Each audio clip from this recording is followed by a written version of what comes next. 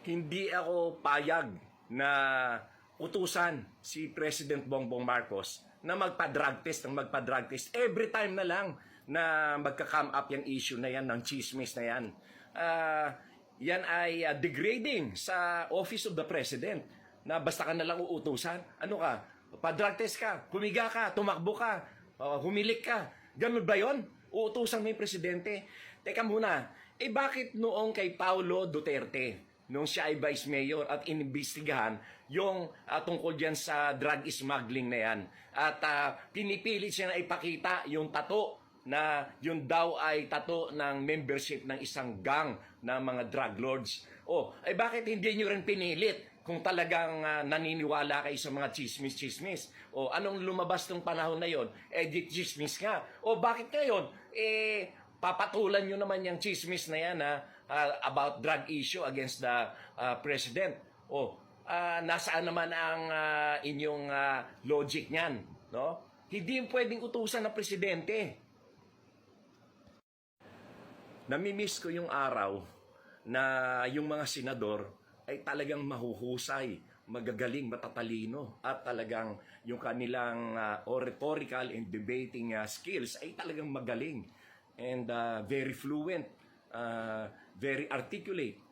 Yung the likes of Senators Tolentino, Arturo Tolentino, Eva Calao, Ambrosio Padilla, yung sila Rafael Recto, sila Ed Angara Sr. Naku, ang gagaling magsalita. Talagang akala mo galing talaga sa libro ang kanilang mga sinasabi na talagang mga scholarly and educated na mga discussions. Ngayon except for some of the senators who are my friends, yung iba talagang nalulungkot ako sa quality ng kanilang pagiging senador. Siyempre, yung ibang mga senador dyan, magagaling talaga. Pero yung meron pa ilan-ilan na talagang nakakahiya na bakit naman naging senador pa. Talagang nakakalungkot. Dapat talaga ay itigil na yung hearing na yan ng committee ni Senator De La Rosa. Dahil wala namang patutunguhan at pag-aaksaya lamang ng pera ng gobyerno. Yang hearing na yan. At yan naman ay base lamang sa chismis. Isipin nyo, kung ang sinasabi ni Senator Bato ay authentic daw yung form, yung report. It refers only to the authenticity of the form. Kahit naman sinong empleyado ng gobyerno, pwede kang gumawa ng report doon sa form or na ipi-fill up mo, and then what matters most is yung credibility nung nire-report mo.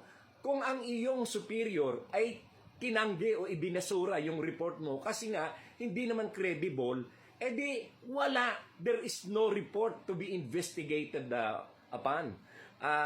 Iba ang authenticity sa credibility. The form may be authentic, but how about the credibility na it refers to truthfulness of the report, of the contents of the report? Magkaiba yun. Ngayon, kung pagbabasihan mo lang ng investigasyon, ay yung form na authentic daw dahil kasi pinirmahan at yun daw ay ginawa nung si Morales, how about the authenticity of the contents of the report? Kung yun ay binasura na or hindi man lang na na-file ng kanilang superior o officially documented by the office, di wala, pagsasayang lang talaga ng pondo ng gobyerno yung hearing na yan. Ako nananawagan ako kay Senator, kay Senate President Mig Zubiri na palitan, tanggalin na dyan sa committee na yan si Bato de la Rosa. Dahil kasi nakita nyo naman, wala naman talaga pinatutunguhan, kundi gusto lang ay mag-create ng destabilization kay President Bongbong Marcos. Nako, alam nyo, namimiss ko yung araw na ang mga senador ay talagang mahuhusay, matatalino, magagaling, whose erudition of the issues being discussed in the Senate are also intelligent, smart, bright, and very scholarly. Itong si Senator Bato de la Rosa, isipin nyo naman, he cannot even express himself in straight English. At even in Tagalog, mali-mali pa. O kaya nauutal pa. Ano ba naman klaseng senador yan? Kaya dapat wag nang gawin ng chairman niya ng committee. Senator Migs, dapat yung ginastos diyan sa hearing na yan ay isingil.